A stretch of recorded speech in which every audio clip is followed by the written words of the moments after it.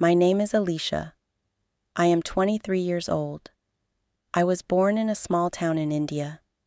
When I was a child, America was like magic to me. I saw beautiful pictures in magazines and on television, tall glass buildings, clean roads, happy people with big smiles, and streets filled with bright lights at night. Everyone around me said the same thing. America is the land of dreams. If you go there, your life will be perfect. I believed them. I believed it with all my heart. I remember sitting on the rooftop of our house on warm summer nights, staring at the stars, imagining myself walking in New York City, wearing a smart dress, holding a coffee in one hand and a bag in the other. I imagined living in a beautiful apartment, going to college during the day, and enjoying my evenings with friends from all over the world. Back then, I thought America had no sadness, no poverty, no pain. In my mind, everyone there was rich, happy, and free. So, I worked hard in school. I studied English every single day. Sometimes I stayed up late at night, reading English books, even when my friends were sleeping. I wanted to be ready for my big dream. Finally, last year, my dream came true. I got a student visa to study in New York City. I will never forget the day I boarded the plane from Delhi. My mother hugged me so tightly at the airport that I could feel her tears on my shoulder. "Take care of yourself, Beta," she whispered.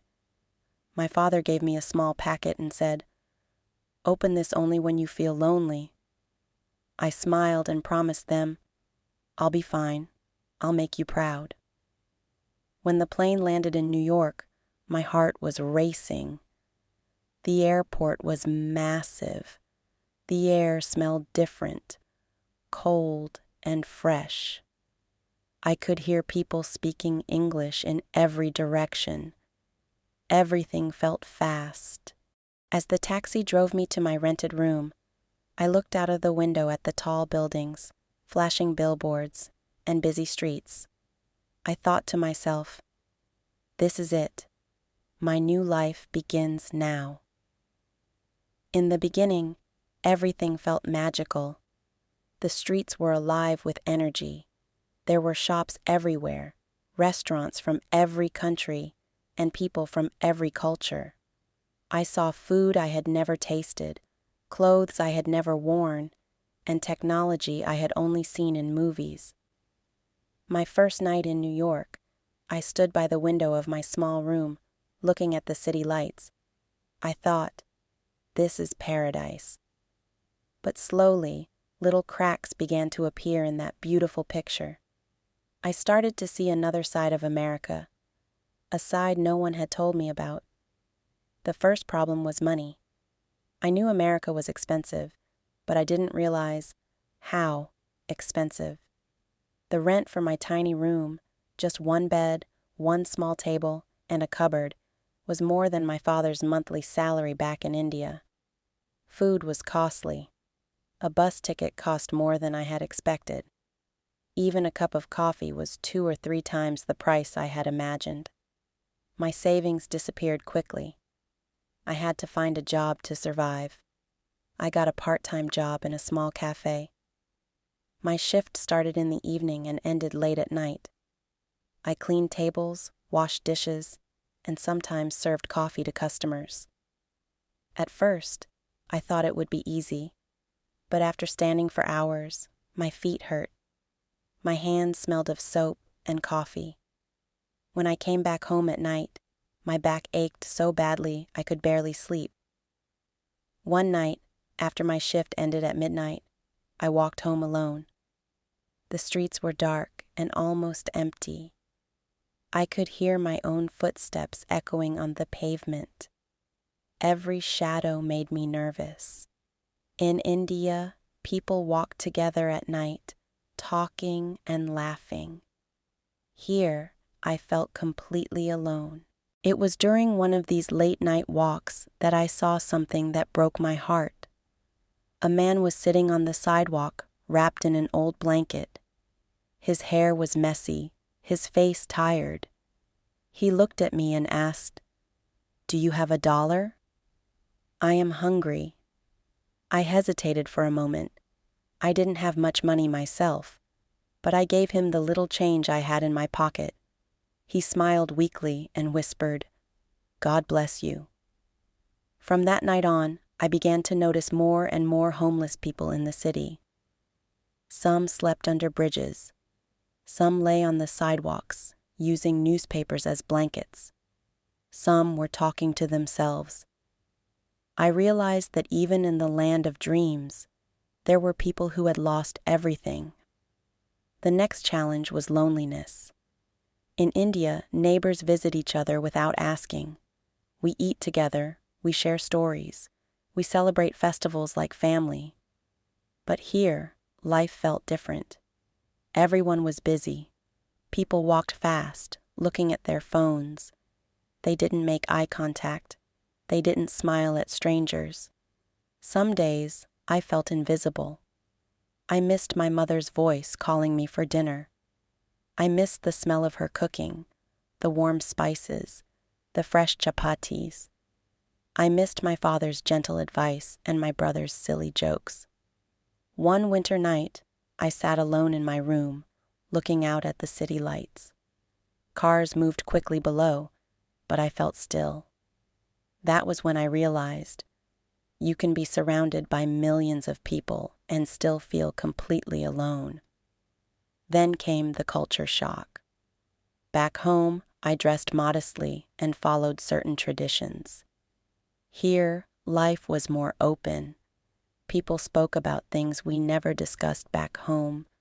They dressed differently, and their lifestyles were fast and independent. Sometimes I felt like I didn't belong anywhere. One day in my university class, the professor asked us to share our opinions on a topic. I spoke softly, carefully choosing my words. After class, a girl came to me and said, "You need to speak louder, be more confident. This is America." I smiled politely, but inside I thought, confidence is not always about being loud. The hardest time came when I got sick in winter. The cold wind had been biting my face for days, and one morning I woke up with a fever. I felt weak, my throat hurt, and my body ached. I needed to see a doctor, but I had no health insurance. When I checked the fee, I was shocked. It was more than my weekly salary. I stayed in bed for 3 days, drinking tea and eating instant noodles, waiting for my body to heal. That was the day I truly understood.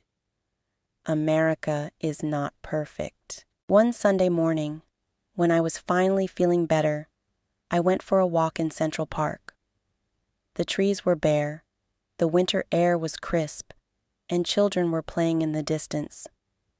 Couples walked hand in hand, some laughing, some quietly enjoying the peace. I sat on a wooden bench and closed my eyes. I thought about my journey.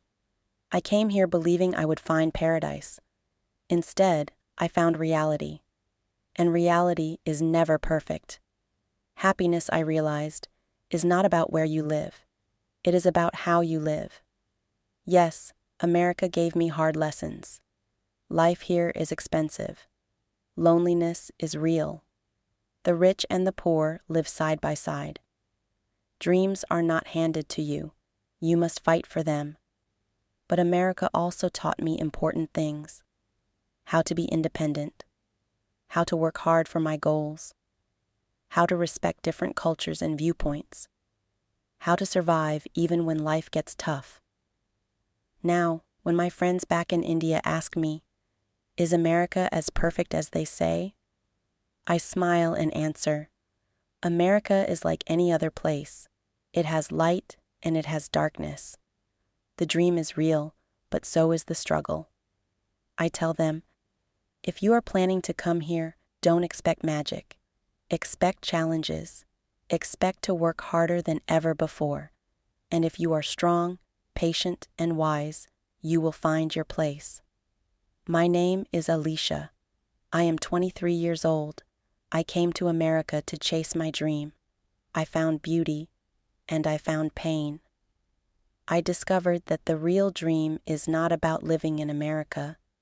It's about living with courage, hope, and an open heart, no matter where you are. That's my story. And maybe it's also the story of many others who left their homes for a better life, only to discover that every place has its own dark side.